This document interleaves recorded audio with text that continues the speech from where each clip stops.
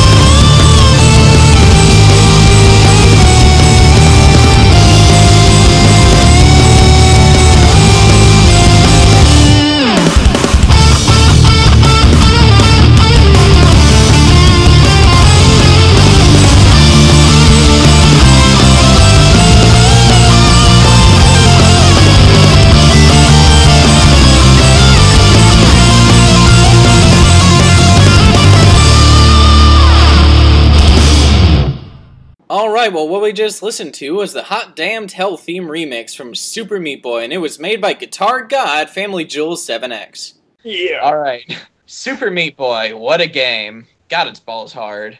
Yeah, it is. I mean, imagine trying to take your keys out of a blender that doesn't turn off. That's Super Meat Boy. Just, no, seriously. I think JonTron summed it up when he said it plays like butter. I don't think there's a more accurate description than that. You're literally just sliding your character, hoping not to die, and hitting everything with absolute pinpoint accuracy. It's not a game for the weak-minded or faint of heart. I bought it for my girlfriend for her birthday just recently, and What kind of present is that? Here, honey, I love you. Torture yourself with this game. Okay, bye. I didn't know what I was getting her into. As if the sex wasn't frustrating enough. Here's a game.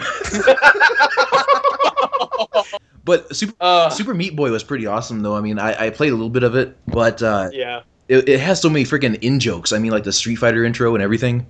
Yeah, exactly. And also, it's kind of a weird game in itself. Like, there's not really much correlation between a fetus, a bandage, and meat. It's just kind of, just whatever's crazy, we'll fling it all together. But it works. It's kind of cute.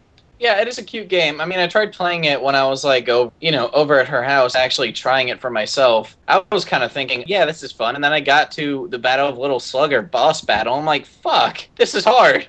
I'm not that great at video games, guys, really. Yeah, and then your girlfriend just took the controller from you and said, just watch and learn, kid. Now you know who's the man in the relationship. Yeah, basically. She takes out the power glove and the sunglasses. And Kenny's just like, wah. But anyway. That's enough about torture and Super Meat Boy. Let's go on to something else. How about some Crash Bandicoot? Next up, we've got Crash Bandicoot 3 Warped, with a particular favourite of mine, the final boss battle, Dr. Neo Cortex, as done in a metal remix by a guy I don't have his name. What's his name? It's Tolkutonta. Tolkutonta, that's the one. And this is actually... The thing is, everybody's been trying to make metal remixes of the boss battles, and this is the only guy who's really gotten it right. The thing about Josh Manstell's music is, it's part of my childhood, part of gaming, He did all the music for all the Crash games, and he even went on to do Jak and Daxter. And Crash 3 had by far some of the best tracks he'd ever done. And the trick to, making a good remix of it is to really concentrate on the bass section. And this guy did a hell of a job with that. So, way to go for that guy. So yeah, that's Crash Bandicoot 3, one of my favourite Crash games. So yeah, just a huge fan. Without further ado, cue that music!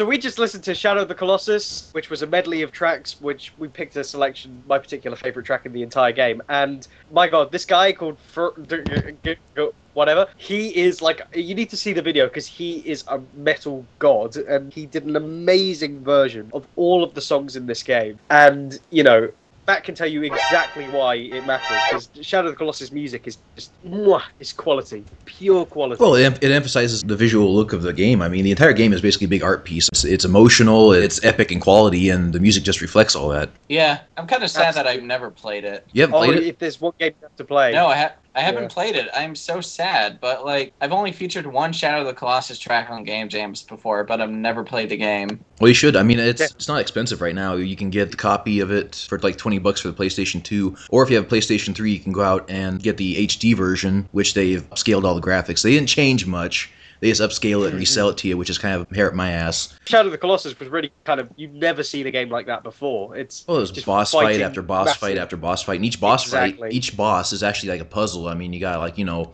Yeah, traverse around to the right area and find the weak spots and take them out. absolutely. Which was more or less emulated in Castlevania Lords of Shadow.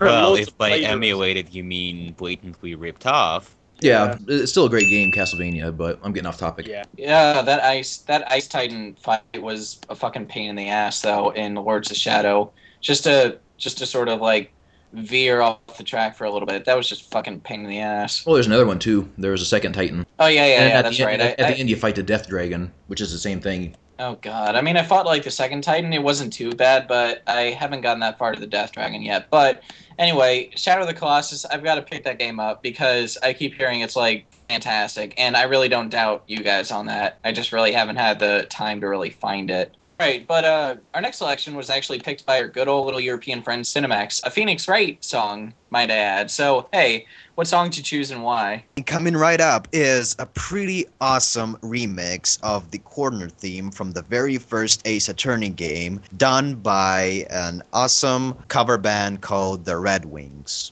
Yeah, it's not going by its dirty connotations there. Red Wings, I think, is a Final Fantasy reference, so I think we're safe there. make sure you point that out in case someone gets offended. Now they will. Oh, no! You say Red Wings, people think of like Dark Knight Joker. I mean, I played Phoenix Wright for a little bit. I don't really have as personal a history as Cinemax, because I've only briefly played it. Although it is pretty weird, because I'm actually in law school at the moment, so everyone I know keeps referring to me to, like, Phoenix Wright or something like that. It's a little weird. Kenny Farino, derpy attorney. Kenny Farino, Derp Outlaw. Phoenix Pilkington. Oh, no. He's gonna use such dirty tricks as singing in the middle of the court. Ladies and gentlemen of the jury, let me tell you a story. If you're going for the Phoenix Wright look, you'll be slamming desks into next Tuesday, you know? Have you seen how hard they slam those desks in that game? They have to buy replacements every day, I'm sure. I think it's like a requirement that you can't be a lawyer in the Phoenix Wright universe unless you have a really good right hook, you know, just like BAM! Yeah, and unless you can point your finger and have a very serious look in your face. Yeah, people are really fucking rude in the Phoenix Wright games, I'll tell you that. Yeah, but that's part of the challenge, William, and that's why those games rock. Not Because to mention, if you get possessed by a ghost, you grow breasts. I Wait, don't know how that works. wait, what? What am I missing here? Oh, Boobies? trust me, yeah, you really are. some nice juicy D cups of justice. Oh, I don't want to know. I really don't want to know. Yeah, you really don't, because in the second game it's like an 8-year-old getting possessed. That's wrong. That's wrong. It's a game made by the Japanese. What did you expect? Well, I mean, yeah, okay, there we go. But anyway, all right. So, Cinemax, you want to launch us right into the song? If there's one thing I absolutely adore about the Ace Attorney series, other than the brilliant writing, likable characters, and addictive gameplay that is, it's the music. Indeed, there's nothing more rewarding than hearing a kick-ass, empowering 16-bit tune playing in the background as you mercilessly debunk all of the prosecution's false accusations and pin down the real culprit. As such, it is my honor to present this sublime heavy metal rendition of the iconic cornered theme from the very first Ace Attorney game. Rock on!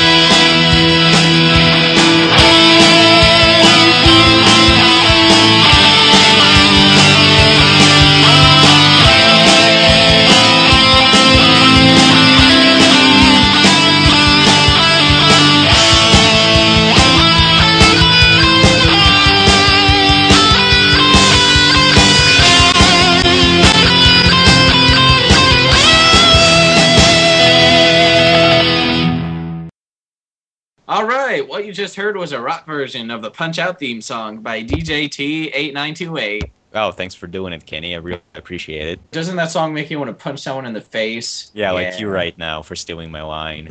Hey. Well, all right then. You want to carry on with this, Max? I'm gonna be completely candid with you people. I actually have played the original Punch-Out game, and it's a fun little arcade game. But the thing I liked the most about it was the main theme, which sadly you only hear like in the sucky first couple of levels. Then it's just music gets more complex, but nothing beats the original theme because, like I said, it's sort of a poor man's version of the Rocky theme. It just puts you in the right mood, and you just want to beat the shit out of someone that's sitting right next to you right now. Hey, Kenny? Yeah. Oh, yes, totally. No, but I've actually played this game too. Like freshman year of college, I bought an NES and I bought Punch-Out from the old game store. And honestly, I had a blast playing it. The only problem was like all the stereotypes in it. Like I had an Indian friend over, and then I got to the Indian boxer, and it was like kind of awkward explaining that this Seemed pretty accurate to me. Oh yes, including like the Indian boxer with like the fucking tiger in the background and a turban. Don't forget fucking Soda Popinski. Who was originally vodka. Yeah, something vodka. Or other, wasn't he? Vodka Drunkinsky. See, to me that wouldn't have been as offensive as fucking Soda Popinski. The Wii version's actually surprisingly good, and I think the best bit is how the music, it's always the same, but it changes depending on the fighter you're fighting against. And I gotta say this, the best variation on that theme, a lot of them don't work that well, but the best one is the German one. I don't know why, it's just incredibly well done. Yeah. Deutsch, it's for position, whatever it is he says. It's very cool. Assume the position? Yeah. What? You know what? He probably does. Yeah. Mein German. Führer. No, we're not even get to that. I'm like, assume the position. Don't be stupid. Be a smarty. Come and join the Nazi party. There's the Nazi party, then there's the nasty party. No, let's not get into that. All right, well, we're actually closing in on the last song of the night, so we're going to move on from Cinemax's choices to the last of Laughing Man's choices. My good man, what have you found for us? This is the NES Batman Metal theme by Thell. I found it on YouTube. And the reason why I picked this remix was, number one, it's a great remix. And number two, it's my little tribute to some of the great new Batman movies that have come out recently. The first being The Dark Knight Rises in theaters, and now The Dark Knight Returns on DVD. But as far as video games go, Batman is only a few worthwhile games. The track history for Batman video games is spotty at best, with the first exceptional game being Batman for the NES, followed by a whole slew of mediocre beat-em-ups like Batman Returns and Batman the Animated Series, and even horrendous games like Batman Forever and Batman Beyond Return of the Joker on the N64. And it wasn't until Batman Arkham Asylum where Batman games started really picking up the pace again. Well, I mean, at least it's a better track record than Superman games. Yeah, that's true. Superman games have always sucked. I remember at AVGN talking about this, like there was Batman Returns for the SNES, which was a decent beat 'em up, and then there was of course the game based on Batman the Animated Series, which at least the Sega CD version had fully animated and voiced cutscenes, which were done by the same creative team that, made the series, which is freaking awesome. The only problem with that game in particular is that it was basically kind of like a driving game. I mean, it wasn't like a walk-around beat-em-up. It was literally like an outrun type game, just like Batman Returns for the Sega CD. It is shoot and drive. I just got a mental image. Alfred's just driving him for a Sunday drive.